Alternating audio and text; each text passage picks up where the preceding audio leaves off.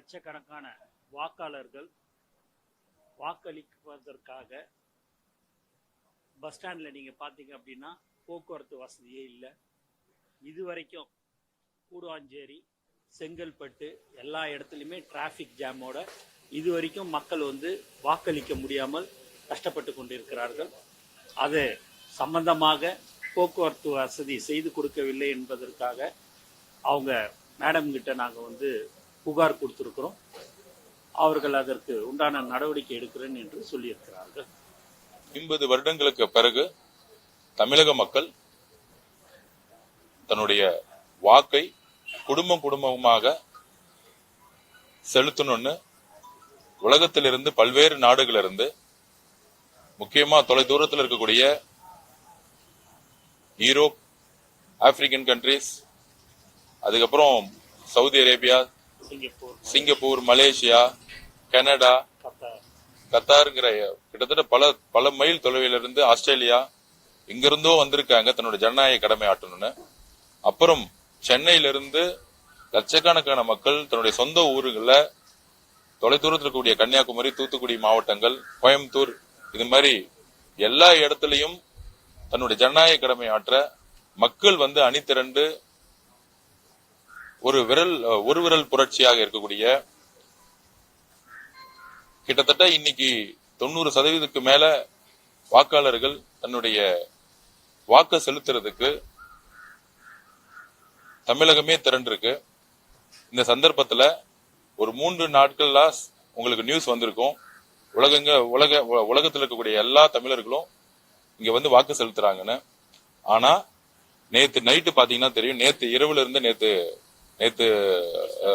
ஈவினிங்ல இருந்தே 4 மணில இருந்தே உங்களுக்கு தெரிஞ்சிருக்கும், சென்னையுடைய பேருந்து நிலையங்கள் முடக்கப்பட்டது. இரவும் குடும்பமா பெண்களும் இளைஞர்களும் பாத்தீங்கன்னா குடும்பமா கை குழந்தைங்களோட பெண்கள் ஒரு பேருந்து வசதி கூட சரியா செஞ்சு கொடுக்க முடியல. இத்தனைக்கும் ஒரு வாரத்துக்கு முன்னாடியே திரு election commission Archana Patnaik madam சுற்றறிக்கை அனுப்பிச்சிருந்தாங்க, பேருந்து வசதிகள் சரியா செஞ்சு கொடுக்கணும் அப்படின்னு. எப்படி பொங்கலுக்கும் தீபாவளிக்கும் செஞ்சு கொடுக்கணும், அதே மாதிரி அதோட அதிகமா செஞ்சு கொடுத்துருக்கணும். ஆனா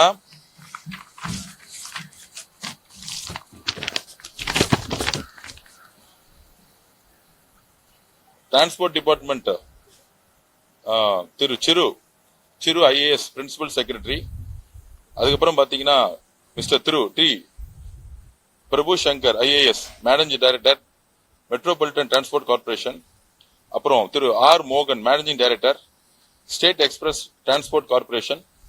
இந்த 3 பேருமே ஐஏஎஸ்ங்கிற ஒரு முக்கியமான இடத்துல மக்களுக்கு சேவை செய்யக்கூடிய இடத்துல இருக்கிறாங்க. இன்றைக்கும் திரு காபந்து முதலமைச்சராக இருக்கக்கூடிய திரு மு க ஸ்டாலின் அவர்களுடைய பேச்சை கேட்கக்கூடிய அதிகாரிகள் இன்னும் இருக்கிறாங்க. அவங்க எலெக்ஷன் கமிஷன் உடைய பேச்சை கூட கேட்கறதே கிடையாது. லட்சக்கணக்கான மக்கள் நேத்து இரவு பஸ் ஸ்டாண்ட்லயும் சரி, கோயம்புத்தூர்ல சரி, மாதவரத்துல சரி, எல்லா இடத்துலயுமே ஒரு பஸ்ஸுக்காக 7 மணி நேரம் 8 மணி நேரம் காத்திருந்து, இப்ப கூட நீங்க போனீங்கன்னா தெரியும் 30,000 40,000 50,000 பேர் காத்துக்கிட்டு இருக்காங்க.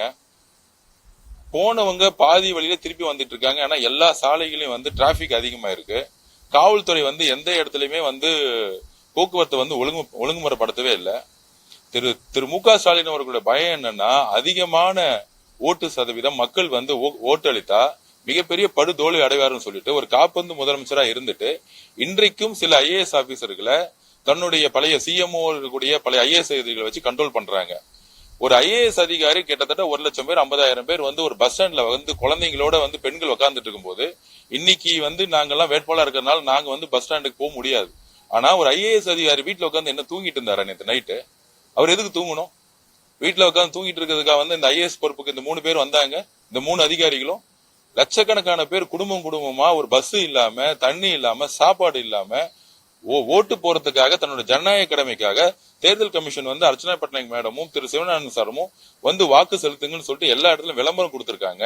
விளம்பரம் கொடுத்து மக்கள் தன்னெழுச்சியா இன்னைக்கு தன்னோட ஜனநாயக கடமை ஆட்ட தமிழ்நாட்டுக்கு இன்னைக்கு ஓட்டு போடுன்னு சொல்லும் போது ஒரு ஒரு ஒரு பேருந்து கூட வந்து வசதியை வந்து செஞ்சு கொடுக்க முடியாதுக்கு என்ன ரீசன்னா, காப்பந்து முதலமைச்சராக கூடிய திரு மு.க. ஸ்டாலின் அவர்கள் வந்து இந்த செக்ரட்டரிஸ் எல்லாம் வந்து 2 வருஷத்துக்கு முன்னாடியே அப்பாயின்ட் பண்ணப்பட்டவர்கள்.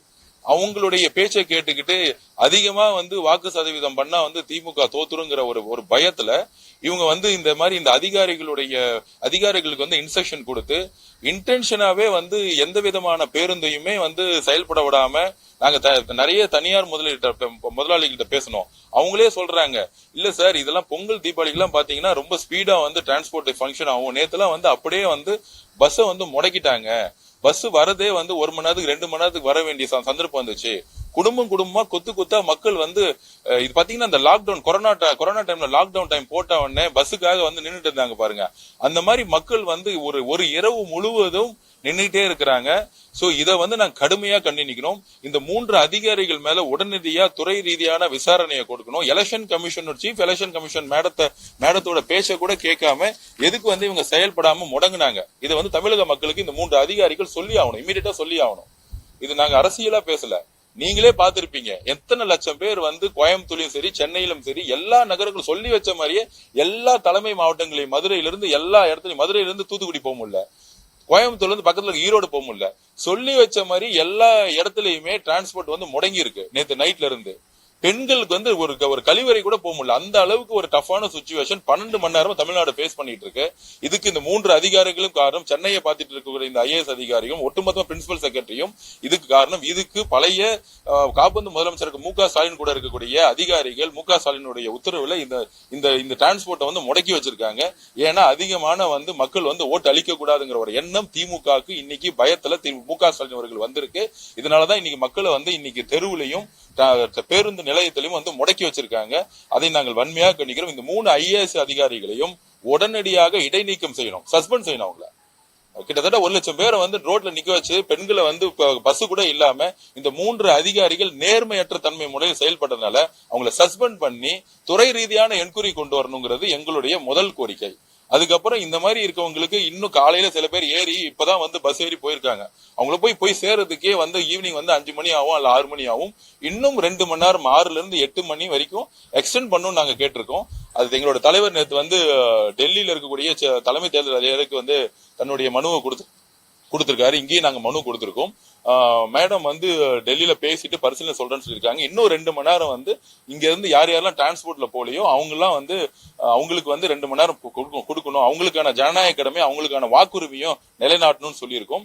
முழுக்க திரு மு.க. ஸ்டாலின் அவர்கள் தன்னுடைய அதிகாரிகளை வச்சு இன்றைக்கும் காப்பந்து முதல்வராக இருந்துகிட்டு இதை வந்து மக்கள் வந்து ஓட்டு போட தடுத்து நிப்பாட்டி இருக்கிறாரு. இதனாலதான் இந்த 3 அதிகாரிகளும் தலைமை தேர்தல் அதிகாரி அர்ச்சனா பட்நாயக் மேடம் பேச்ச கூட அவங்க கேட்கல. துறை ரீதியான விசாரணை கேட்டிருக்கோம். நம்பர் 1 6 to 8 2 மணி நேரம் கூடுதல் பர்மிஷன் வேணும்னு கேட்டிருக்கோம். அதுக்கப்புறம் இன்றைக்கு 3 to 6ங்கிறது ரொம்ப டஃப்பான டைம் நாங்க சொல்லியிருக்கிறோம். ஏன்னா வந்து இப்பயே வெளிவாகத்துல 7 கள்ள ஓட்டு போட்டிருக்காங்க. அதை நாங்க சேலஞ்ச் பண்ணி அந்த 7யுமே இப்ப மாத்திருக்கோம். இந்த மாதிரி வந்து யாரெல்லாம் ஊர்ல இல்லையோ அவங்களெல்லாம் வந்து வேற ஆள் அனுப்பிச்சு உடனே வந்து கள்ள ஓட்டு போறதுக்கான எல்லா வேலையும் திமுக ஆரம்பிச்சுட்டாங்க. காவல்துறையில வந்து சில பேர் வந்து பயாசா இருக்காங்க, சில பேர் நேர்மையா இருக்காங்க. உடனடியா ஆர்ஓட்ட கம்ப்ளைண்ட் பண்ணா அந்தந்த காவல்துறை இருக்கக்கூடிய இன்ஸ்பெக்டர் வந்து அந்த இடத்துல ரிமூவ் பண்ணணும்னு சொல்லியிருக்கிறோம். 3 to 6 கள்ள ஓட்டு நடக்காம அமைதியான முறையில யாரு வந்து ஓட்டளிக்கக்கூடிய உரிமை இருக்கோ அவங்க மட்டும்தான் ஓட்டு போடணுங்கிறதும் பதிவு பண்ணிருக்கோம். இமீடியட்டா வந்து ஆர்ஓக்கு வந்து நாங்க வந்து சர்க்குலர் கொடுக்குறோம்னு சொல்லியிருக்கிறாங்க. சோ இதுதான் நாங்க பதிவு பண்ணிருக்கோம். தேங்க்யூ.